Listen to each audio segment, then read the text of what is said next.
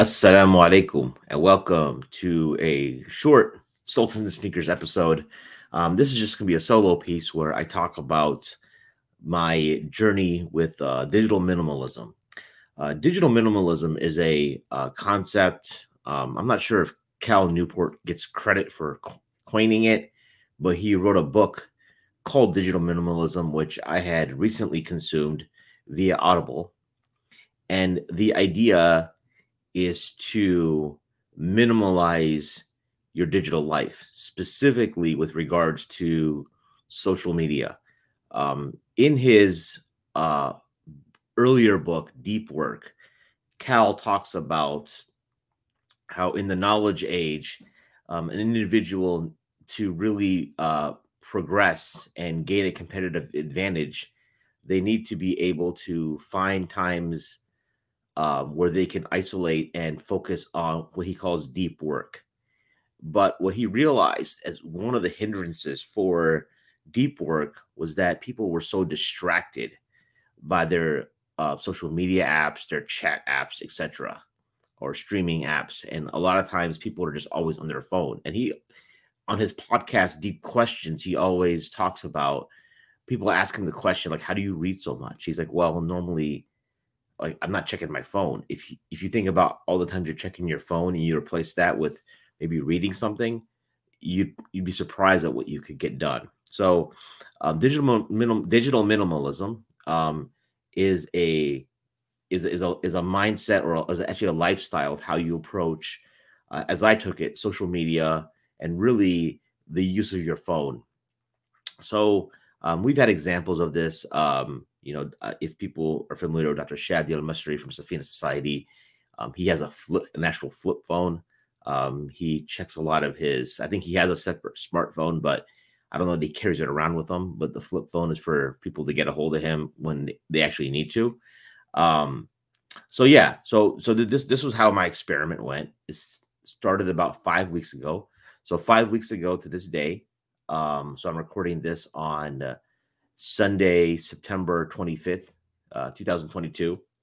And 5 weeks to this day, I actually did my last episode with the Mad Lukes. And that's important because one of the ways that I communicated with the guys very like in real time was through WhatsApp. And we'd add guests to WhatsApp groups to coordinate timings. So you had to have WhatsApp on your phone, right? It was always, and things would always change because when you're coordinating with 3 or 4 other people, you can't just say, hey, I'm not going to respond, or I'm not checking WhatsApp up for like once a day. So the first thing I did was when I got home that evening, I had removed WhatsApp, Facebook, I think TikTok, what else? Twitter from my phone. The next day in the morning, I removed Instagram. Instagram, I would say, is probably my favorite app, especially for my phone. So I removed all those, and it's been over 30 days now. And the idea is that at the 30-day mark, you realize what you can live with and what you can't live with, what you actually need. And then you have an intentional, you have some intent of how you're going to use it. You're not going to be reactive to it. So let's say, for instance, you realize on Instagram that, hey, I really am a foodie and I enjoy food. I enjoy going to restaurants, and it's very difficult to know what's going on with food and restaurants. And that's something I'm missing out of my life in my locality without having Instagram. So you would add Instagram back. Now, one thing I did was I did not completely delete my accounts.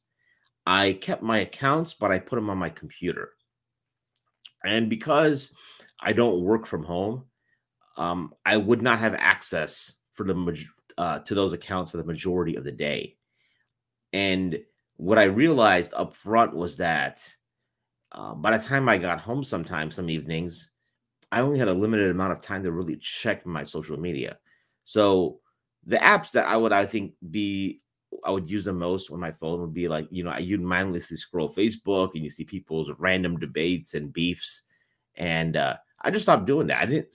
I would log into Facebook and I would see if I got any Facebook messages or if I got any notifications. and then I might scroll down really briefly for like 30 seconds and nothing popped up. I just keep it moving, right? I did the same thing with Twitter.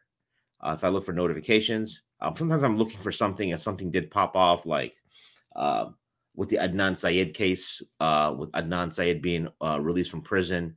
There were some things maybe I would search for, or if I know if there was something that happened in the sports world, I might search for something of that sort when I logged on my computer.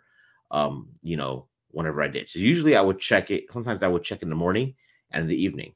The big nuke was really WhatsApp, right? The thing about WhatsApp is that I found myself getting sucked into a lot of mindless chats. Um, and like for example, I'd be in these sports chats debating with these Michigan guys. Those y'all know I represent Ohio State. Um, I was in these chats with these Michigan guys, and just I may never meet these guys, and we're just beefing, and I'm getting worked up about what they're saying, and it just pissing me off.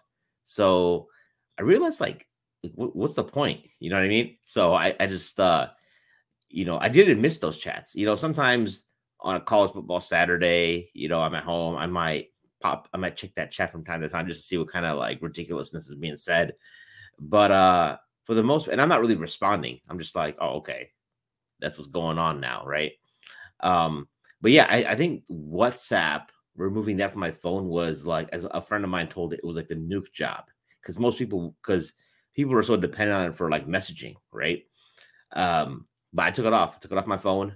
Occasionally, I'd have to have it for like a call or something. So what I would do is I'd literally add it back to my phone for that specific call. Like if I had to call somebody who was outside the country, right? And then I would have the call, and then I would delete it right away.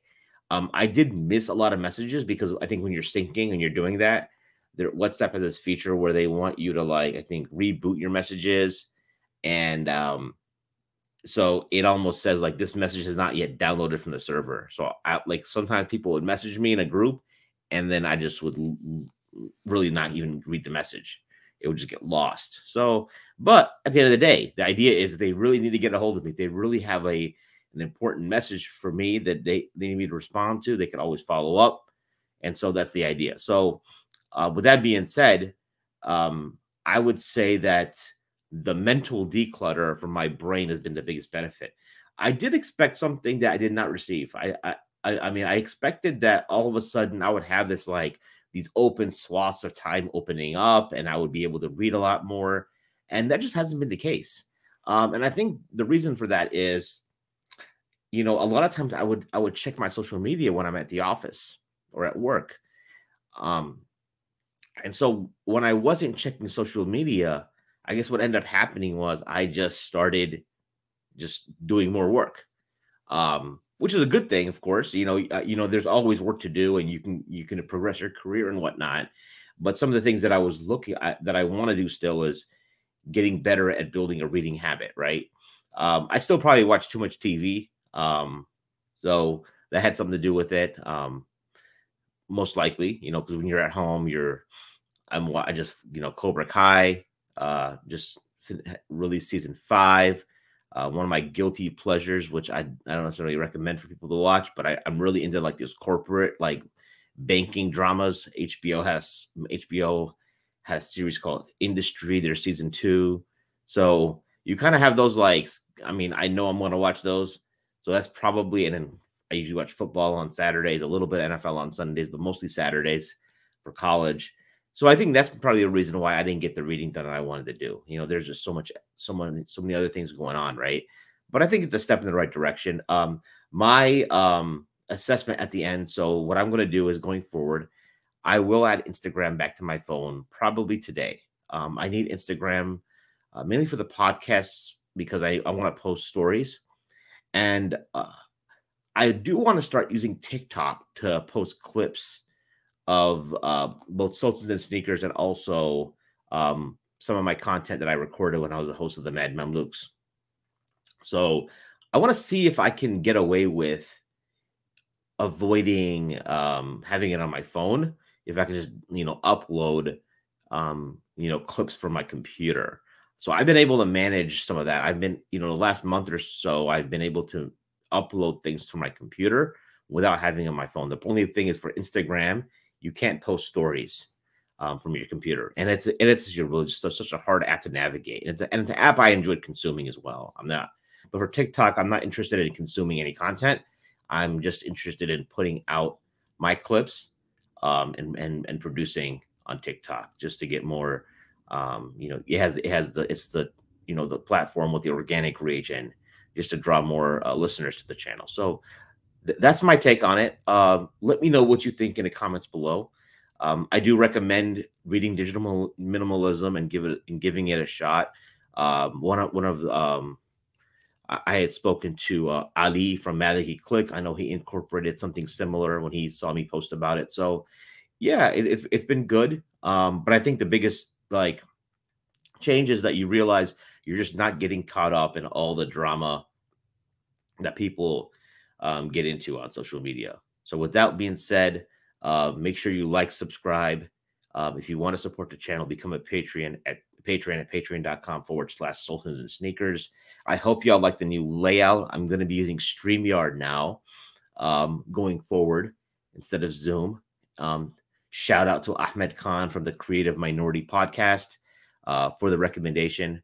And then, with that being said, this is Mahinda Podcaster signing off.